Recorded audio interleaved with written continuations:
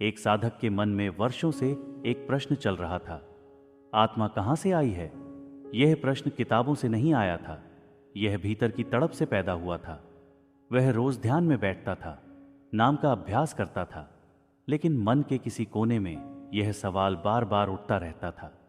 एक दिन वह चुपचाप सद्गुरु के पास जाकर बैठ गया। उसने कुछ पूछा नहीं। उसकी आंखों में प्रश्न था और हृदय में विनती थी। सद्गुरु ने उसे देखा और बड़े प्रेम से कहा, आत्मा कहीं बाहर से नहीं आई। यह उसी परम स्रोत से आई है जहां से शब्द की धारा बहती है।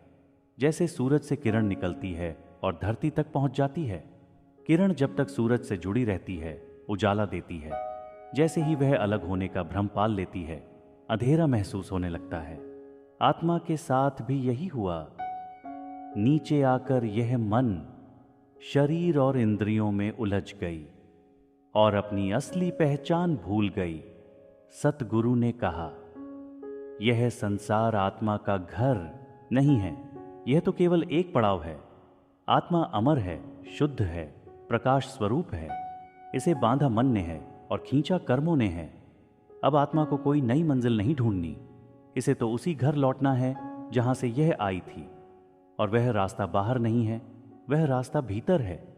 सद्गुरु शब्द का सहारा देते हैं। शब्द वह पुल है जो आत्मा को नीचे से ऊपर जोड़ता है। जब आत्मा शब्द से जुड़ती है, तब उसे धीरे धीरे याद आने लगता है कि मैं शरीर नहीं हूं, मैं मन नहीं हूं, मैं तो उसी परम स्रोत की अंश हूं। जिस दिन यह याद पक्की हो जाती है, उसी दिन वापसी की यात्रा शुरू हो जाती है। तब संसार की पकड़ ढीली पड़ने लगती है और भीतर से एक ही पुकार उठती है, अब घर लौटना है।